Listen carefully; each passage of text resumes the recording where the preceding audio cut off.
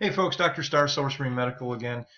Here is part two of our seemingly very popular topic of how many times should I move my bowels each day.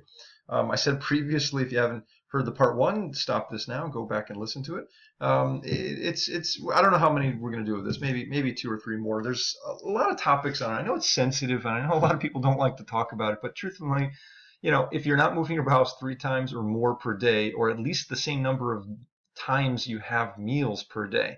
That is the most logical thing that should be. You put a meal into your body, it should, anywhere from 4 to 6 hours later, it should pass through. You should not be moving your bowels once a day only. That is not normal. I have to say it again. I'm not making fun of anybody. I did that for the first 40 years of my life practically until I started eating very well. And by very well means a whole food, plant-based diet. You have to eat a lot of fruits and veggies. It's not just a little myth that you heard since you were a little kid. You're supposed to eat a lot of fruits and vegetables. All right? And let me I'm going to touch a little bit upon fiber and water content in this little talk. Only about 5 minutes, and we're going to shut it off so that you guys can get on with your day. The other aspect is that you should be urinating anywhere from 8 to 10 times in a 24-hour period. Now, I got a lot of feedback and emailed questions from patients. They say, well, hang on a second. Wait, what do you mean? During the course of the day, I won't be able to work. I mean, 8 or 10 times, that's like every hour. No, it's per 24-hour period. Okay, so if you wake up at 6 o'clock in the morning, how many times do you urinate between 6 a.m. and 5:59 a.m. the next day, so including through the night. And it is normal to wake up in the middle of the night to move your to void your bladder. That it doesn't mean that you have a problem. Doesn't mean you have a prostate problem. I mean, if you did, you'd have other indications, and obviously speak to the doctor about that. But generally, to wake up in the middle of the night and empty your bladder, it doesn't disrupt sleep cycles. It will not keep you up at night. It's actually quite normal. But you should be urinating clear.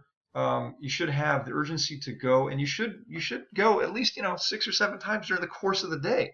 And if you have to go late at night in the middle of the night, that's okay too. All right, so there's 2 factors that determine how healthy your bowel movements are. Okay, they should be effortless. You should not have to strain. All right, if you're pushing, that means that you are completely dried and you are dehydrated and your body has absorbed what little water is in the food that you're eating. So that's not pleasant. All right, that can lead to many things: hemorrhoids, varicosities in the legs. It can cause a lot of problems, and that's not what you want to have. So it should be effortless, it should be easy, it should be quick, and it should not really be messy. You should not have to use half a roll of toilet paper. Right? If you do, then chances are you have a lot of high fat in your food. Fat is very hard to clean off of dishes, and it's also very hard to clean off the inside of your intestines. That's just what happens. So it becomes sticky and tarry, and it's not easy to clean. That's a great indication. A great bowel movement, gosh, my kids would be laughing at me if they heard me making this audio clip.